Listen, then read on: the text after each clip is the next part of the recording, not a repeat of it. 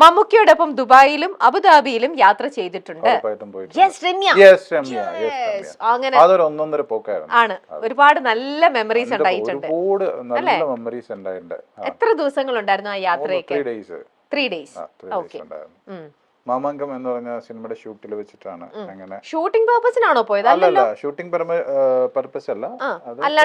എന്നെ കൊണ്ടുപോകേണ്ട ആവശ്യമില്ല ശരിക്കും. അതിനകത്ത് വേറെ ആൾക്കാരുണ്ടായിരുന്നു. പക്ഷെ നമുക്ക് കൊണ്ടുപോയി, നമുക്ക് നന്നായിട്ട് കെയർ ചെയ്തു, നമുക്കിടെ ഒപ്പം തന്നെ സഞ്ചരിക്കാൻ പറ്റി. ഞാൻ ഒരു ദുബായില് വലിയൊരു ബിസിനസ് മീറ്റ് നടക്കുന്നു, സിനിമയുടെ കണക്റ്റഡ് ആയിട്ടാ. മമ്മൂക്കിനെ കാണാനായിട്ട് കുറെ അറബികളൊക്കെ വന്നിട്ടുണ്ട്. അന്ന് നമുക്ക് ഇങ്ങനെ ഒരു സോഫയാണ്, മമ്മൂക്ക ഇരിക്കുന്നുണ്ട്, ഞങ്ങൾ പുറത്തവിടെ നിൽക്കുന്നുണ്ട്. മമ്മൂക്ക എന്നെ വിളിച്ചിട്ട് ബിജു വാ ഇവിടെ ഇരിക്കുന്നു പറഞ്ഞിട്ട് മമ്മൂക്കയുടെ അടുത്തിരുത്തി ഇവരുടെ മുമ്പില്. അതൊക്കെ എനിക്ക് ഭയങ്കര പ്രൗഡായ ഒരു നിമിഷങ്ങളാണ്. പിന്നെ അന്ന് മാതൃഭൂമിയുടെ ഒരു പ്രോഗ്രാം നടക്കുന്നത്, മമ്മൂക്ക മാത്രമേ ഉള്ളൂ അതിനകത്ത്. മമ്മൂക്ക മാത്രമേ ആ സ്റ്റേജിൽ കയറാൻ പറ്റുള്ളൂ. മമ്മൂക്കയുടെ ഒപ്പം എന്നെയും കൊണ്ടുപോയിട്ട് ആ സ്റ്റേജിൽ കയറി, അവിടെ നിന്ന് സംസാരിച്ചു.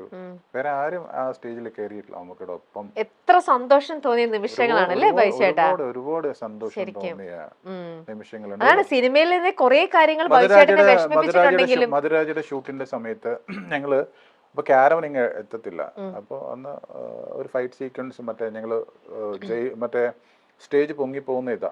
അപ്പൊ ശരിക്കും അതിന്റെ ഒരു ഇതിടാനായിട്ട് ഷർട്ടിന്റെ ഇവിടെ ചെയ്തിട്ട്, അപ്പൊ ഞങ്ങൾ എല്ലാവരും കൂടി ഇരിക്കുന്ന ഇതുണ്ട്. നമുക്ക് ബാക്കിയുള്ള ആൾക്കാരെല്ലാവരും, ആർട്ടിസ്റ്റ് എല്ലാം ഇരിക്കുന്ന ഒരു സ്ഥലം.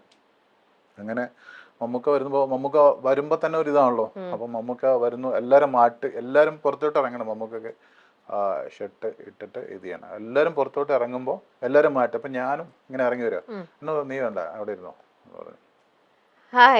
അങ്ങനെ കുറെ. അപ്പൊ ഞാന് അതുപോലെ നമ്മുടെ കോവിഡ് ടൈമില് ആരും പുറത്തോട്ട് ഇറങ്ങത്തില്ലോ. അങ്ങനെ ഞാൻ കുറച്ച് ഫിഷൊക്കെ ഇട്ടാന്ന് മമ്മൂക്ക എടുത്ത് വന്നു. മമ്മൂക്ക ഇറങ്ങി വന്നു, എന്നോട് വഴക്ക് പറഞ്ഞു, എന്തിനാ നീ ഇതൊക്കെ ഇട്ട് വന്നേ? എന്നിട്ട് പറഞ്ഞു ഞാനായതുകൊണ്ടിട്ടാണ് പുള്ളിക്കാരൻ. അങ്ങനെ വഴക്ക് പറഞ്ഞു, എന്തിനാ ഇങ്ങനെയൊക്കെ നടക്കുന്നത് എങ്ങനെയൊക്കെ ചോദിച്ചിട്ട്. അങ്ങനെ കുറേ ഇത്. അണ്ണൻ തമ്പി എന്ന് പറഞ്ഞ സിനിമ എന്റെ തിയേറ്ററിൽ അത് ഞങ്ങൾക്ക് ആദ്യമായിട്ട് റിലീസ് ചെയ്ത് കിട്ടിയ സിനിമയാണ്. അണ്ണൻ തമ്പി മുതല് ഒരു 6-7 സിനിമയ്ക്ക് ഞാൻ മമ്മൂക്കനെ ആ ടൈമിൽ വിളിക്കും. മമ്മൂക്കയുടെ ഫസ്റ്റ് ഇൻട്രോ സമയത്ത് ഞാൻ മമ്മൂക്കനെ വിളിക്കും ഫോൺ. എന്നിട്ട് ആൾക്കാർ ഭയങ്കര ഫാൻസ് അല്ലേ, ഈ ബഹളമൊക്കെ ഞാൻ കേൾപ്പിച്ചു കൊടുക്കും മമ്മൂക്കനെ. അങ്ങനെ കുറെ അത്രയും ഇതുണ്ട്. ഈ അടുത്ത കാലത്താണ് ഞാൻ മമ്മൂക്കയുടെ കൂടെ, ഞാനിപ്പോ ലാസ്റ്റ് ബർത്ത്ഡേക്ക് ഞാൻ ഇവിടുന്ന് മൂന്നാർ പോയി. അപ്പോ ആരും പോയിട്ടുള്ളൂ, മമ്മൂക്കയും ഫാമിലിയും മൂന്നാർക്ക് പോയി. അങ്ങനെ ഞാൻ ഒരു വലിയ ബൊക്കെയൊക്കെ ആയിട്ട് വെളുപ്പാങ്കാലത്ത് അവിടെ ചെന്നു. അപ്പൊ പുള്ളിക്കാരൻ അവിടെ ഉണ്ടെന്ന് ആർക്കും അറിയത്തില്ല. അവിടെ പോയി ഞാൻ കണ്ടുപിടിച്ച് ആ ബർത്ത്ഡേക്ക് എനിക്ക് വിഷ് ചെയ്യണമെന്ന് തോന്നുന്നു മമ്മൂക്ക അടുത്ത്. അപ്പൊ ഞാൻ അവിടെ ചെന്നപ്പോ തന്നെ പറഞ്ഞു അവരാരെയും കയറ്റി വിടത്തില്ല.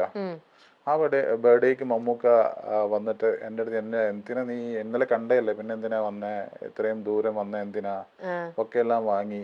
അതിനുശേഷം ഞാൻ പോന്നു. എന്നിട്ട് മമ്മൂക്ക കൂടെയുള്ളവരോട് പറഞ്ഞു അവന് സങ്കടം ഉണ്ടാവും, ഞാനൊരു കോഫി പോലും അവന് കൊടുത്തില്ല അങ്ങനെ എന്നൊക്കെ പറഞ്ഞിട്ട്. എന്നിട്ട് എന്നോട് മമ്മൂക്കനെ വിളിക്കാൻ പറഞ്ഞു അതിനുശേഷം. അപ്പൊ അങ്ങനെ കുറെ മമ്മൂക്കയായിട്ട് കുറെ അത്രയും ആത്മബന്ധം ഉണ്ടായി. അതുകൊണ്ട് തന്നെയാണ് മമ്മൂക്ക കറക്റ്റ് റൈറ്റ് ടൈമില് എന്നോട് ചോദിച്ചു എത്ര മണിക്കാണ് ഈ ഫംഗ്ഷൻ നടക്കുന്നത് എന്നൊക്കെ എല്ലാം ചോദിച്ചിട്ട് ആ റൈറ്റ് ടൈമില് ഒരു വെള്ളിയേട്ടനെ പോലെ കയറി വന്നു. എല്ലാരും മുമ്പിൽ വെച്ചിട്ട് എന്നെ കെട്ടിപ്പിടിച്ചു. അങ്ങനെ എന്നിട്ട് അങ്ങനെ പുള്ളിക്കാരൻ അത്രയും ക്രൗഡായിരുന്നു, ഒരുപാട് പേര് ഉണ്ടായിരുന്നു. കുറെ കൂടെ സ്പെൻഡ് ചെയ്ത് കല്യാണത്തിനും മമ്മൂക്ക തീർച്ചയായിട്ടും ഉണ്ടാവും അല്ലേ? അതെ അതെ, എത്താൻ പറ്റട്ടെ. ഇപ്പൊ എനിക്ക് മനസ്സിലായി ബൈജു ചേട്ടന്റെ വീട്ടിൽ എന്തുകൊണ്ടാണ് ബൈജു ചേട്ടന്റെ കുറേ ട്രോഫികൾ ഇങ്ങനെ മെമന്റോകളുടെ ഇടയിൽ മമ്മൂക്കയുടെ മാത്രം ഒരു മുഖം, ഒരു മെമന്റോ അവിടെ വെച്ചത്. അതിന്റെ പിന്നിലത്തെ രഹസ്യം ഇന്നിപ്പോ വളരെ ക്ലിയർ ആയിട്ട് മനസ്സിലായി.